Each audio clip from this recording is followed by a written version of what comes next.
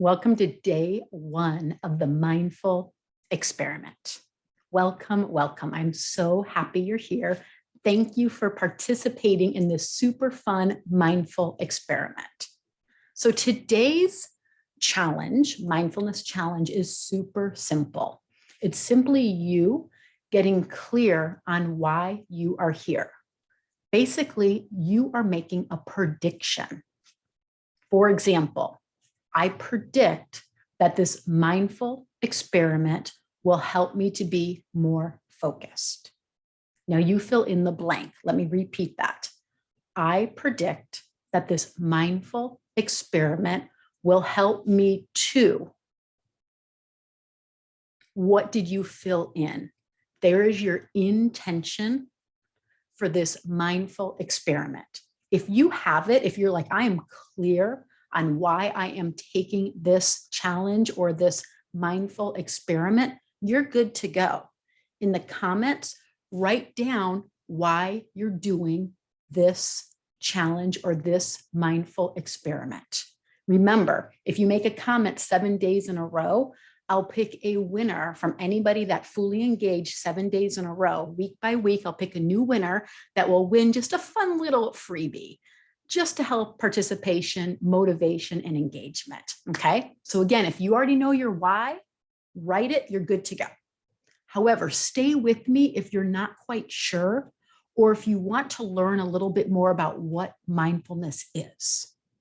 Step one, if you don't really quite know why you're here, but you've heard that mindfulness can be really beneficial to your overall health and well-being, but you want to get more specific, I will run down this list of benefits of mindfulness. And if one really kind of just heats you up, or you're like, that's it, that's what I want to focus on, let that be your intention for this experiment or your prediction for how you think mindfulness will benefit you.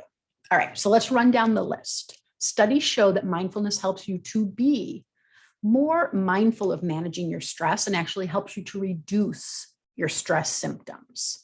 Mindfulness helps you to just know yourself better, be more in tune with yourself, enhance your intuition. It improves your focus and your memory. It helps you to be less reactive. So it helps you to maybe not be so enmeshed by your triggers, but actually pause before you react to a trigger.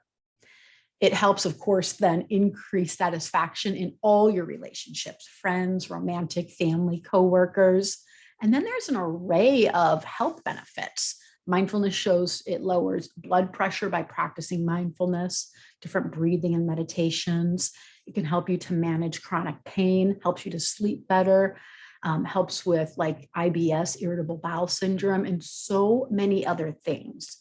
Now, if you're like, okay, I've got mine, right? You're good to go. General well-being and happiness, like we can't underplay that. Being just 1 degree happier is huge. So if you have now your intention, you're good to go. If you're clear that you can finish this sentence, I predict that by practicing mindfulness and engaging in this mindful experiment, mindfulness will help me too. So again, I predict mindfulness will help me too. If you can fill in that blank, you are good to go. One little last section of this video. If you're still here with me, you might be wondering, well, what even is mindfulness, Shawn? Let me tell you.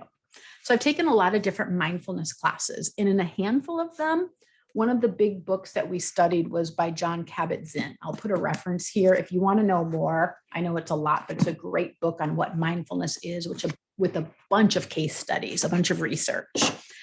But in its simplest terms, mindfulness is simply paying attention to what is, finding acceptance with what is, and approaching our reality and our experience with kindness to ourselves, non-judgment, and curiosity.